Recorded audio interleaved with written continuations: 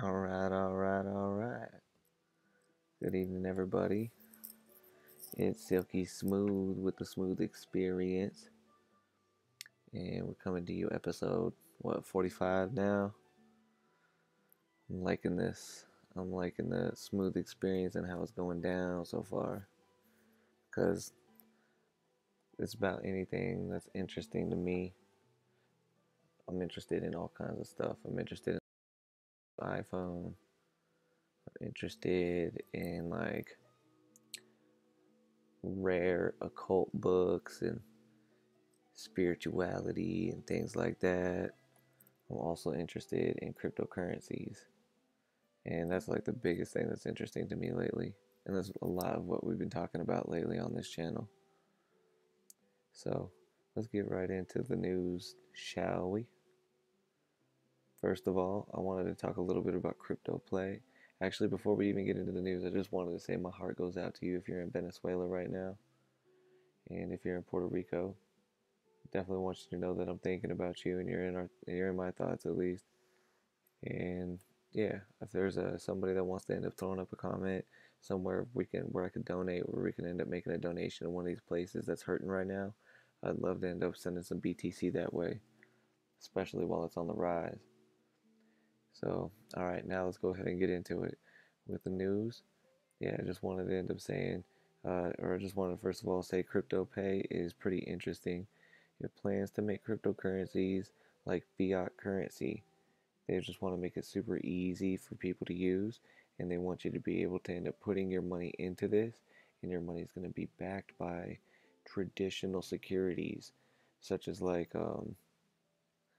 just different things, such as like gold and commodities and things like that. Is what I'm getting from it, and it's basically going to be building like a stock brokerage where when you put your money into CryptoPay, it will put it into these traditional stocks for you, and then you will also end up having a card where you can end up spending the interest from the stocks that you invest in, which I think is pretty cool. So at some point, check out CryptoPay. It's on the horizon. Next, a Bitcoin crash could really punish these stocks. So basically, they were talking about how on Fortune.com, it's basically talking right now. It's interesting how Fortune is talking a lot about Bitcoin now. But Fortune.com has basically been starting to talk about how like Nvidia and AMD, it could really suffer in their stocks if we end up seeing a crash in BTC. And why is that? It's because Nvidia and AMD are the main suppliers of GPUs and the graphic cards for mining equipment. And it's really good for us to know because um, when we end up taking a look at these types of things, we could see that there have been some people making massive profits just by investing in these companies. And Nvidia and AMD, they've been definitely backstocked for a while on trying to come out with new video cards, just because Bitcoin miners are demanding these cards so much that they're willing to hire private 747 jets just to ship cards, like graphic cards, just to put graphic cards on a big old jet and ship them from China over here to the US, just so that certain people can get those cards and increase their mining power with them, or sell them, or whatever they're going to do. But basically these things are so in demand that people are trying to get private delivery of these cards. So it's something that's pretty interesting that we should be paying attention to. And if there was a crash, the stocks for Nvidia and AMD would definitely go down. So wanted to just talk about that. Next, Swiss University jumps on the Bitcoin bandwagon. It accepts cryptos for tuition. Wow. Now I think that's pretty interesting. So yeah, like this is pretty cool because like there's the Lucerne University of Applied Sciences and Arts in Switzerland announced the decision to accept Bitcoin payments. And that's pretty cool because there were times where people weren't being able to get a bank account in their normal country, in their local country, and then they weren't able to take that money from their bank account and then go and try to apply at a university or a college to get education from it. So I think this is great because this is a place. I think I did it in a video before, but there's a country in Greece, or I'm sorry, there's a university in Greece um, that is taking Bitcoin as well. And this is just another one in Switzerland where they're starting to take Bitcoin. And I think this is beautiful. This is one of the most beautiful ways to adopt Bitcoin. See, because the benefits are is that if you're a business that's already taking fiat currency, whatever currency that is, all you have to do is set up a wallet and start to direct your customers to make deposits there. That's what's so amazing about this. And then you're able to be tapped into the worldwide network of money. However, if we regulate Bitcoin and we start to have governments trying to say what we can do with blockchains and cryptos and things like that, then oh man, it's not going to end up being what we think we can have right now, where people are going to end up getting a tuition with Bitcoin now. They're going to get education now. And if the government decides it wants to end up outlawing certain blockchains and just making other blockchains approved, well, that's going to make sure that people that did have their tuitions, well, they've now, maybe by the time it actually gets enacted, that they will have gotten their education and maybe hopefully they've gotten out of college. Because I don't know how that's going to happen. If they were starting their tuition on Bitcoin and then Swiss University said, oops, wait, we're actually going to end up taking, our local currency again. So that would be interesting. But it would also be really cool if I could go to this Swiss university and get education with BTC. That's pretty cool. Because there's a lot of people out there that education might not have been an option for them before there was cryptocurrencies, and now it is. Especially Swiss education. Not bad. Not bad. Next. This is pretty interesting. So the MasterCard CEO, this guy, he is, I don't know what to say, really. It's just that, like, he's attacking the Bitcoin. I'm not sure why. And basically what it's saying here is that, like, he's saying that any cryptocurrencies that are not government mandated,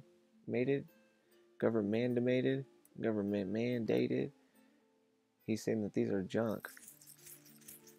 And what he's trying to talk about is about how, like, it's interesting because, like, Dubai is gonna try to put its first ever state issued cryptocurrency out, and that's pretty interesting because Dubai is somebody that's always trying to be in the future, trying to be ahead of everything, and I think honestly that Dubai is going to be a place that's going to require a lot of our attention in the future, whether we want to pay it or not. And Dubai is a country that is definitely trying to be on the forefront of things, and they're going to try to be the ones to be the first to issue a government cryptocurrency. So this is kind of interesting because right now we're being able to do what we want with the Bitcoin, and it's beautiful because I've been able to do amazing things with this. I've been able to show people amazing things with this. Um, and that's just me. That's just what I can think about. There's so much information coming out all the time about this stuff that there's no way any one person could keep up with it all. That's what's beautiful with it. But that's also what the people that are currently controlling the markets and wanting to track things, that's what they don't like. They don't like how there's so much information coming out that you can't track it. So there will be people that are going to try to shut it down. And those will pretty much be people, like I've been saying this whole time on this channel, people that are in power. A CEO of a credit card company. It's almost like, duh, of course he's going to attack Bitcoin. But it's pretty interesting that he wants to find, protection in government-backed cryptos, which means to me that this guy is getting buddy-buddy with the government, saying that I will make you a deal, and as long as I get a cut, I will help you push these government cryptocurrencies and basically talk trash about the independent cryptocurrencies. And you know what? That's what's going to be interesting. What kind of terminologies are we going to call these independent cryptocurrencies? That's our homework for tonight. Sorry, my laptop just keeps on like falling down on this thing. But let's think about that. What would we call them? These wild cryptocurrencies out there. What will we call them in a few years when we have government cryptos on the planet? It'll probably be like non-state issued. Well, I don't even know what they'll say. They'll say like dark blockchains, something like that. Terrorist blockchains. I don't know. That's pretty much all that they got. They're trying to like label the bad people and try to make it. They try to make it so that they're the good ones. And you can trust us. You could trust our blockchain. We're the good people. Man, do you know that there are like so many companies right now that are like learning about the blockchain technology so that way they can find ways to edit the blockchain and hide transactions on the blockchain while they tell everybody that the blockchain is infallible and that every single transaction is going to be written to it. More homework for us. What do you think about this? What if there is possibility that Satoshi Nakamoto, he has a wallet full of 1 million bitcoins right now, and there's only 21 million going to be made. So that means without his wallet, there's only 20 million bitcoins left. Look this up if you don't know this already. We're already at a shortage. So that's why people are hoarding this like crazy. But that's what I'm trying to say, guys.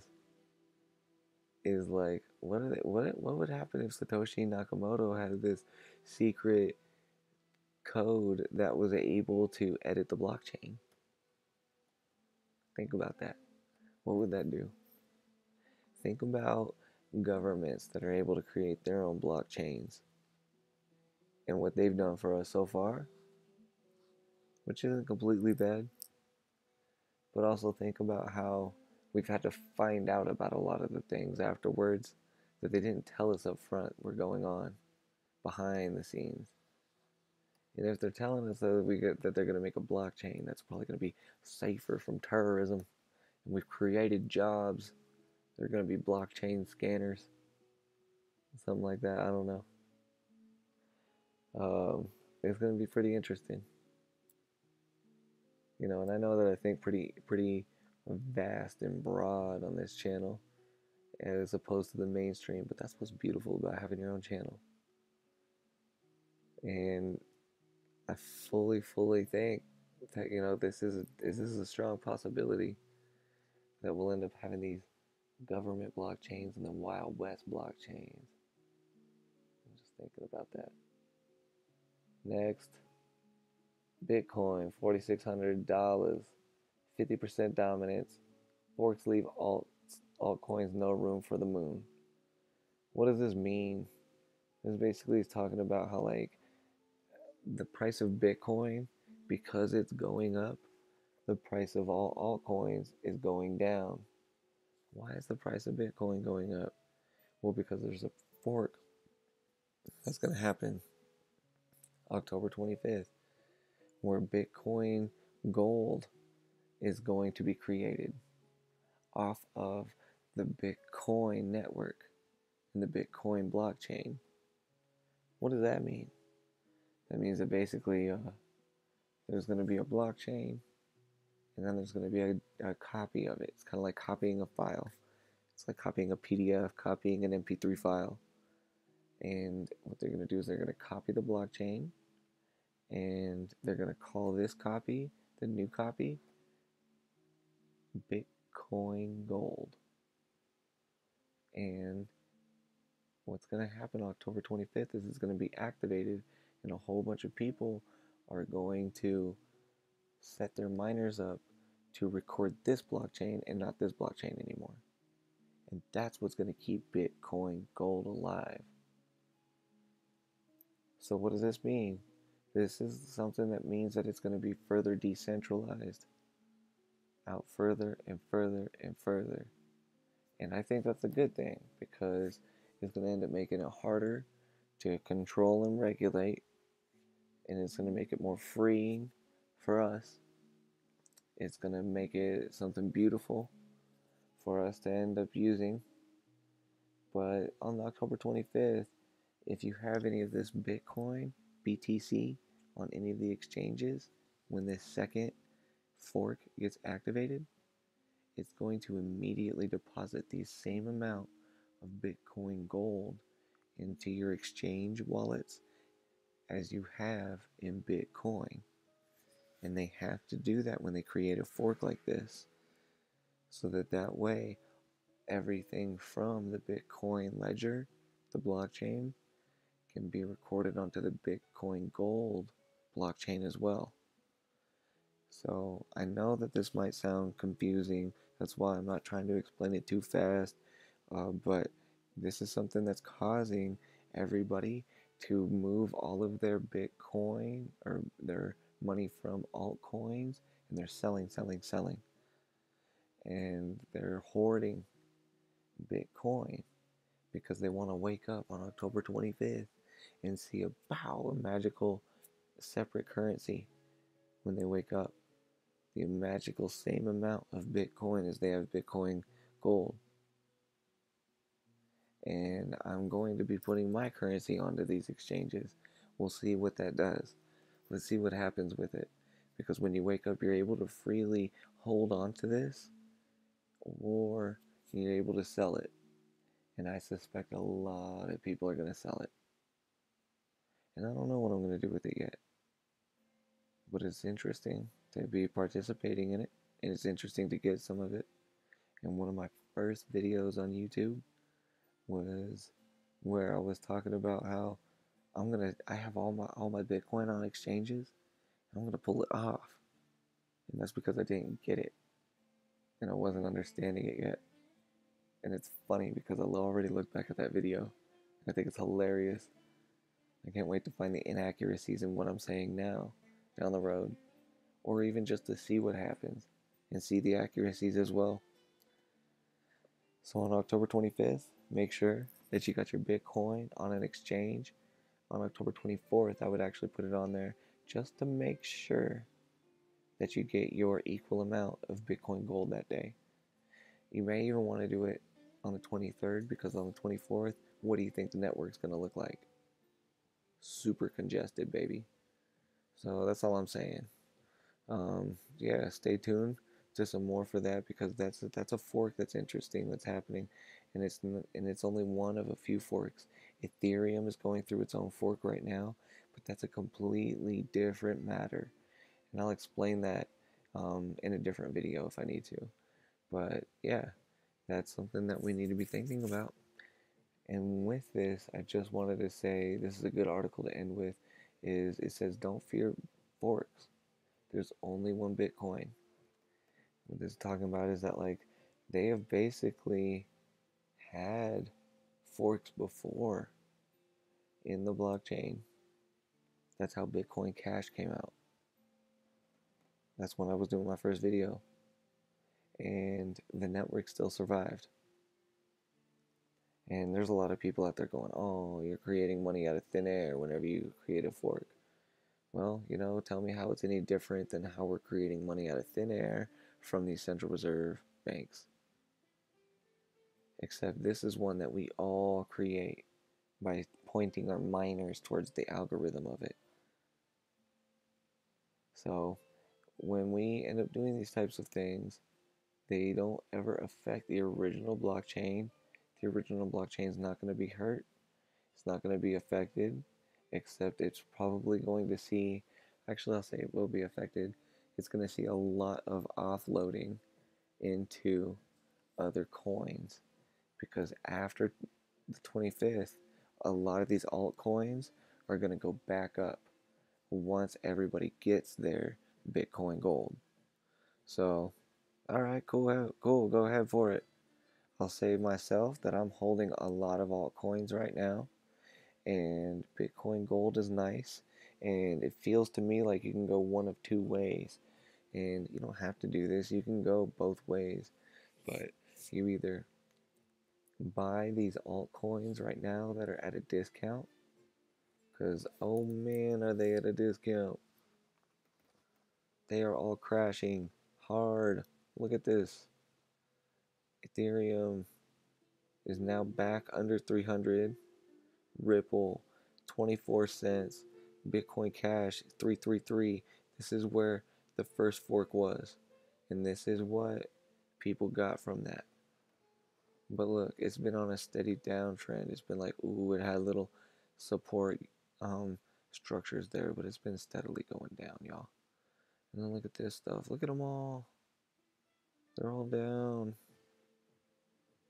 Except for Bitconnect. This stuff is going through the freaking roof. And speaking of Bitconnect, I'm going to end up doing another video on that soon, showing you guys, my payouts, how I've already gotten more than half of that back, and what I'm doing with that type of stuff. Ethereum Classic all the way down. And that's because of the fork. There's no support left. A lot of the people that were on Ethereum Classic are probably going to switch over to things like Bitcoin Gold, maybe. Amacy Go. Wow, it is so down. It's down to 7.7. All of these coins are falling, but it's great, you guys, because that means that you can get them at a discount right now. That's what I'm doing. Is I'm taking my Bitcoin, I got them sitting in all kinds of different bags, just buying these things, and I got my gun bot buying them at discounts. And there are people that are like, oh, that's stupid to be having all that money. You should put it into Bitcoin so you can get your Bitcoin gold. But you know what? I'm not doing that with all my money. And like how I just said, it doesn't have to just be one way or the other. You can do both. So what I'm saying is you can hold half of your funds on an exchange in BTC to get your Bitcoin gold, as well as take half your funds and put them into different altcoins that you believe in, and wait for people, because there's going to be a lot of people on October 26th that are going to sell all of that Bitcoin gold. They're going to dump it, dump it, dump it. And when they dump that, that's going to start to drive the price of the altcoins back up. And all these coins that we got now on discount, oh man, it's just going to they're going to go back up in price. So let me say this. I think these altcoins are going to go further down in price before October 25th. What do you think? Message me on Twitter. That's where I'm most active right now. I'm trying to get more on the Steam thing. It's hard for me to get my stuff posted there as well because I got a lot to research too, guys. But my final announcement that I wanted to say is that I'm going to be doing my YouTube videos maybe less frequently. And what I'm going to do is I'm going to start getting on the SoundCloud train. So now I'm going to start doing the SoundCloud podcasts. And I think that I'll be able to still provide the same type of shows on SoundCloud, but I'll be able to post them more frequently, longer. They'll be able to be longer, so I'll be able to talk as much as I want. And because you guys know I can ramble, and I'm going to be able to record them at any time. And SoundCloud, you'll be able to download those too and listen to them at way more opportunities than you would get where you have to sit behind your computer and watch a YouTube video. Because there's a lot of times where, I'm going to be honest with you guys, I want us out there making moves. instead of just sitting behind the screen watching me on a screen. At least now you can hear me in your ears on SoundCloud, and you can move around and you can do things.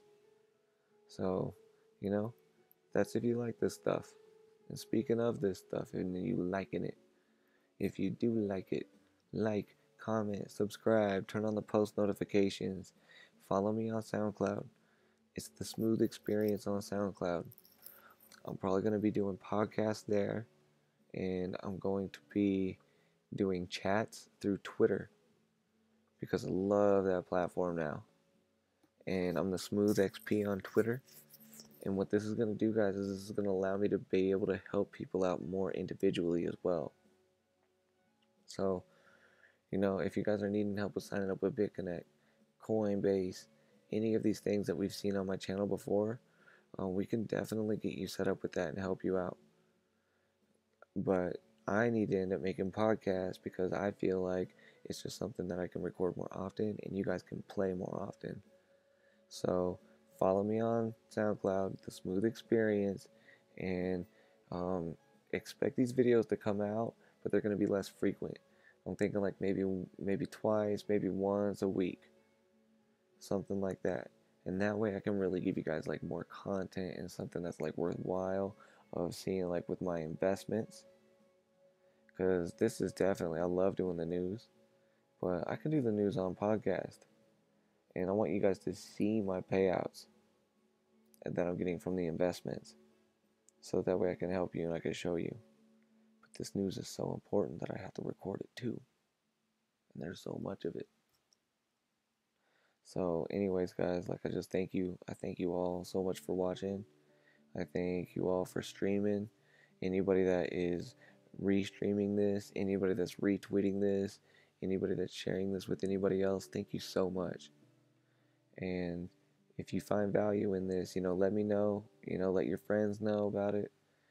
And, start to end up listening for me on SoundCloud. Because I'm going to start doing the SoundCloud thing. And I'm still going to be on YouTube, yeah, definitely. But I want to end up making more podcasts. And I think I could do like multiple SoundClouds instead of just like, one vlog a day, one vlog a day. So, yeah, as it is, guys, that's all I have for you. This is Silky Smooth with the Smooth Experience, and I'll see you guys in the next episode, and I'll especially see you on SoundCloud.